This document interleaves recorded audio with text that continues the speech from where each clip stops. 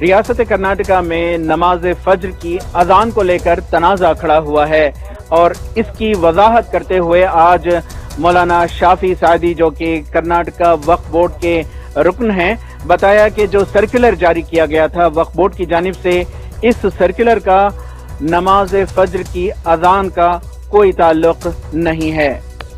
ये सर्कुलर में एक डीप डिस्कशन नहीं हुआ। बोर्ड में एक तफसीलन इसका बारे में बहस नहीं हुआ था। इसलिए जो ये सर्कुलर आने का बाद अभी इश्यू हुआ ये अजान का बारे में। अजान का वजर अजान नहीं देना करके कहा भी ये सर्कुलर में नहीं है, कहा भी रुकावट भी नहीं कर सकते, क्योंकि ये हमारा हिंदुस्तान का हमारा हक है। वो आर्टिकल 14 to 21 हमारा फंडामेंटल राइट्स है। वो फर्ज नमाज को अजान ये क्या इंफॉर्मेशन है। अब फर्ज नमाज का टाइम हुआ करके वो टाइमिंग वक्त क्या है शरीयत का हिसाब से, वो नमाज को शरत है।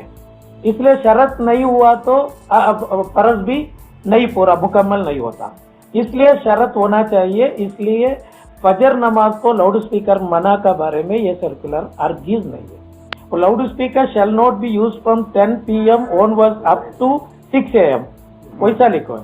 और आप थर्ड लाइन का हो नंबर 3 देखो सर्कुलर का। नंबर 3 में उसका वजाहत है, loud speaker shall be used only for azaan and important announcements such as death, timing of burial, sighting of moon etcetera करके वजाहत है उसका। ये loud speaker shall be used only for azaan करके, अजान और इम्पोर्टेंट अनाउंसमेंट ऐसा शायरी का मालूमात करते, शायरी का वक्त आए करके या इम्पोर्टेंट अनाउंसमेंट करके बोले तो वही है ना। ये सब क्या है बोले तो आपको लाउड स्पीकर यूज कर सकते हैं करके हमारा सर्कुलर में है। इसलिए मैं अगर इसका अभी भी वजाहत होना बोले तो नेक्स्ट मीटिंग में हमें वजाहत भी करेंगे।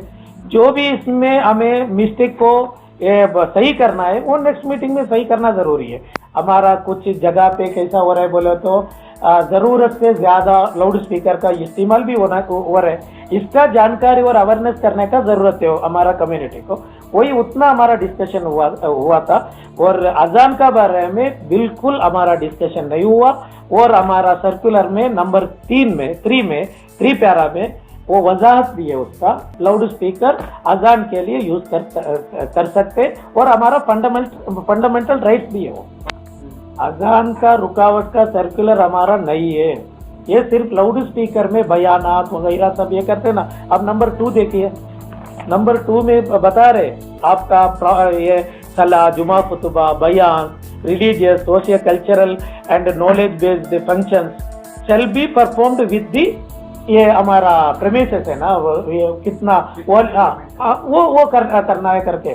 और अजान का बारे में नंबर 1 में बोर्ड में ये ऑब्जर्व किया है बोर्ड ने कि ये जो डिस्टर्बेंस हो रहा है, नॉइज पोल्यूशन हो रहा है मस्जिद दरगाह वगैरह से, इससे ह्यूमन हेल्थ का खराबी हो रहा है करके वक्फ बोर्ड ने ऑब्जर्व किया है। कब कहाँ ऑब्जर्व किया इसने वक्फ बोर्ड ने? क्या कोई आपने कमेटी बनाई थी, कहीं सर्वे किया था? ये सब मैं बताया ना, 2017 का सर्कुलर है ये। वो सर्कुलर को हमारा नया लास्ट मीटिंग में लेके आके अभी इशू हुआ है और उधर ऑब्जर्वेशन हुआ करके मालूम नहीं, लेकिन तो हमारा बोर्ड आने के बाद वैसा ऑब्जर्वेशन का भी नहीं हुआ। ये सुप्रीम कोर्ट का जजमेंट तो है ना 10 to 6 कौन सा भी है, वो मसाजिद करके नहीं है। लाउड स्पीकर मना है और देवल को भी वही है, चर्च को भी वही है, हर एक इसको भी वही है।